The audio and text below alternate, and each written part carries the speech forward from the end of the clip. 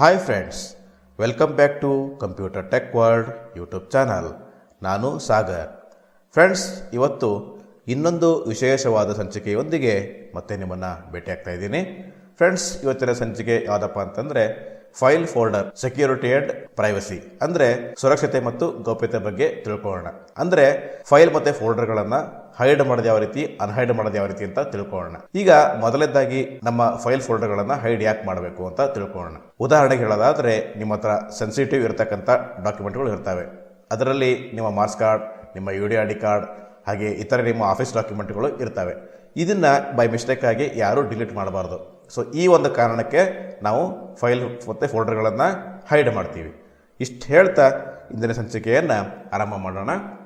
Friends, ಇವಾಗ ನಾನು this PC open ಮಾಡ್ತಾ ಇದ್ದೀನಿ. This PC 2 of 8. Friends, this PC ಸಿಕ್ಕಿದೆ. ನಾನೀಗ ಎಂಟರ್ ಕೀ ಪ್ರೆಸ್ ಮಾಡ್ತಾ ಇದ್ದೀನಿ.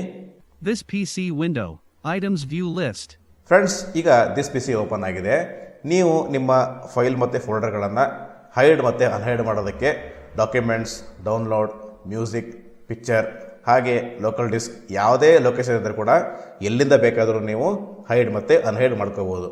ಓಕೆ, ಸೊ ನಾನು ಇವಾಗ ಡಾಕ್ಯುಮೆಂಟ್ಸ್ ಫೋಲ್ಡರ್ ಓಪನ್ ಮಾಡ್ತಾ ಇದ್ದೀನಿ. ನಾನೀಗ ಡಿ ಪ್ರೆಸ್ ಮಾಡ್ತಾ ಇದ್ದೀನಿ ಡಾಕ್ಯುಮೆಂಟ್ಸ್ ಸಿಗೋ ತನಕ. D, items view list. Folders grouping expanded. Desktop row 2 of 12.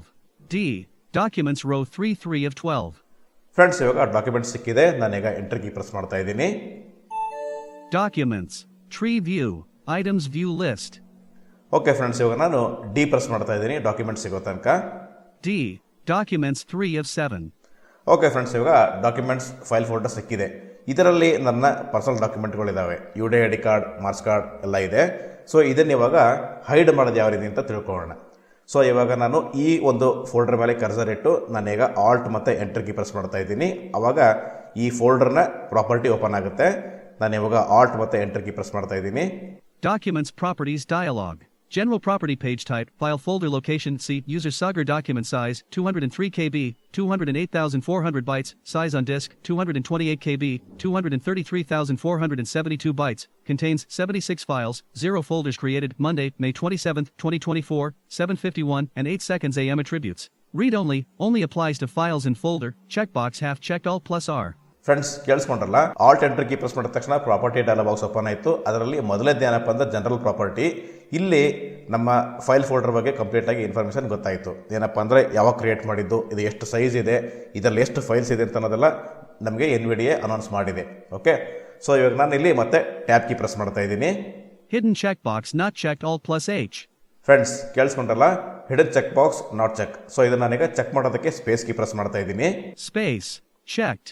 ಮತ್ತೆ ನಾನೀಗ ಟ್ಯಾಬ್ ಕೀ ಪ್ರೆಸ್ ಮಾಡ್ತಾ ಇದ್ದೀನಿ. Advanced, button alt plus D. So ಮತ್ತೆ ಅಡ್ವಾನ್ಸ್ ಅಂತಿದೆ, ಬೇಡ. ಮತ್ತೆ ನಾನೀಗ ಟ್ಯಾಬ್ ಕೀ ಪ್ರೆಸ್ ಮಾಡ್ತಾ ಇದ್ದೀನಿ ಓಕೆ ಅಂತ ಸಿಗೋ ತನಕ. OK button.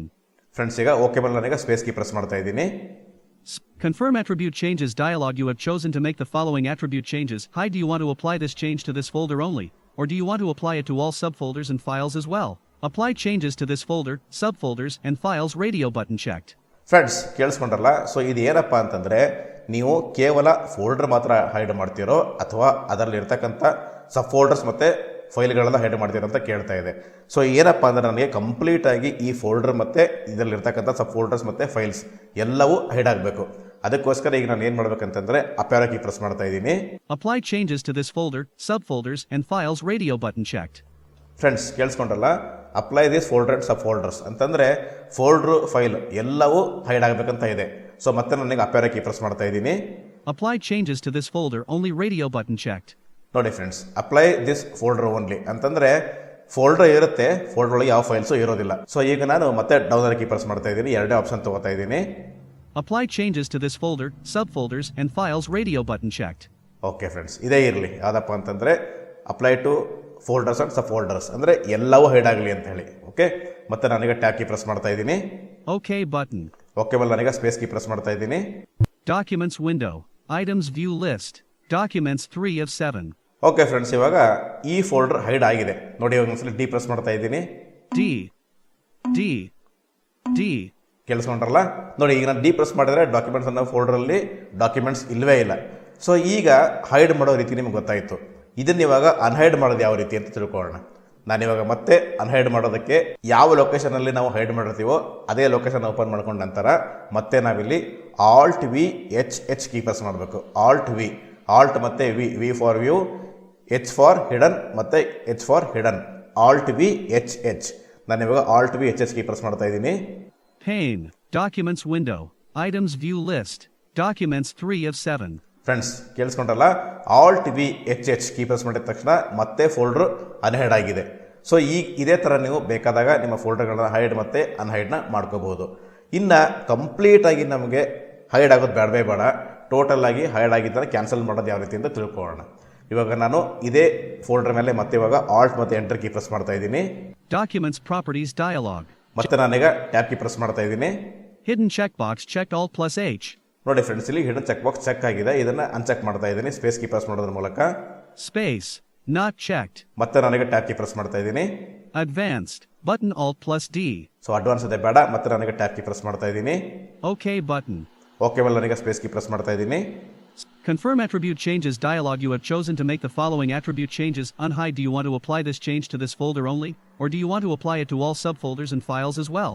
Apply changes to this folder, subfolders, and files. Radio button checked.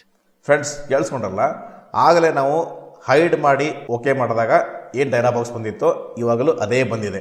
ಇಲ್ಲೂ ಕೂಡ ನಾನು ಸೇಮ್ ಅದೇ ಆಪ್ಷನ್ ಸೆಲೆಕ್ಟ್ ಮಾಡ್ಕೊತಾ ಇದ್ದೀನಿ. ಡೌನ್ ಕೀ ಪ್ರೆಸ್ ಮಾಡ್ತಾ ಇದ್ದೀನಿ. Apply changes to this folder, subfolders, and files. Radio button checked. Okay friends, apply this folder and sub folders radio button check ಇದೆ, ಹೀಗೆ ಇರಲಿ. ಮತ್ತೆ ನಾನೀಗ ಟ್ಯಾಬ್ ಕೀ ಪ್ರೆಸ್ ಮಾಡ್ತಾ ಇದ್ದೀನಿ. OK button. ಓಕೆ ಮೇಲೆ ನಾನೀಗ ಸ್ಪೇಸ್ ಕೀ ಪ್ರೆಸ್ ಮಾಡ್ತಾ ಇದ್ದೀನಿ. Documents window, Items view list, Documents 3 of 7. Okay friends, ಇವಾಗ ಕಂಪ್ಲೀಟ್ ಆಗಿ ಇದು ಅನ್ಹೈಡ್ ಆಗಿದೆ. ಸೊ ಈಗ ಇಲ್ಲಿ ನಾವು ಒಂದು ಸೆಟ್ಟಿಂಗ್ಸ್ನ ಮಾಡಿದ್ವಿ. ಏನಪ್ಪ ಅಂತಂದರೆ ಆಲ್ಟ್ ವಿ ಮತ್ತು ಎಚ್ ಕೀ ಪ್ರೆಸ್ ಮಾಡಿದ್ವಿ. ಇದನ್ನು ನಾವು ಮತ್ತೊಂದ್ಸಲಿ ಪ್ರೆಸ್ ಮಾಡಬೇಕಾಗತ್ತೆ. ಯಾಕೆಂತಂದರೆ ಆಲ್ಟ್ ವಿ ಎಚ್ ನಾವು ಕೀ ಪ್ರೆಸ್ ಮಾಡದೆ ಹೋದರೆ ಈಗ ನಾವು ಈ ಫೋಲ್ಡರ್ನ ಹೈಡ್ ಮಾಡಿದರೆ ಅದು ಹೈಡ್ ಆಗಿರೋದಿಲ್ಲ, ಅಲ್ಲೇ ಕಾಣಿಸ್ತಾ ಇರುತ್ತೆ.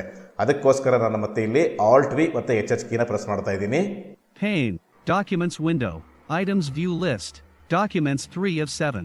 ಓಕೆ ಫ್ರೆಂಡ್ಸ್, ಇದಾಗಿತ್ತು ಇವತ್ತಿನ ಸಣ್ಣ ಟ್ಯುಟೋರಿಯಲ್. ಈ ಟ್ಯುಟೋರಿಯಲ್ ನಿಮಗೆ ಇಷ್ಟ ಆದರೆ ಲೈಕ್ ಮಾಡಿ, ನಿಮ್ಮ ಸ್ನೇಹಿತರೊಂದಿಗೆ ಶೇರ್ ಮಾಡ್ಕೊಳ್ಳಿ, ಹಾಗೆ ತಪ್ಪದೇ ನಮ್ಮ ಚಾನಲನ್ನು ಸಬ್ಸ್ಕ್ರೈಬ್ ಮಾಡ್ಕೊಳ್ಳಿ ಅಂತ ಕೇಳ್ಕೊಳ್ತಾ ಇಂದಿನ ಸಂಚಿಕೆಯನ್ನು ಇಲ್ಲಿಗೆ ಮುಗಿಸ್ತಾ ಇದ್ದೀನಿ. Thank you friends, thank you very much.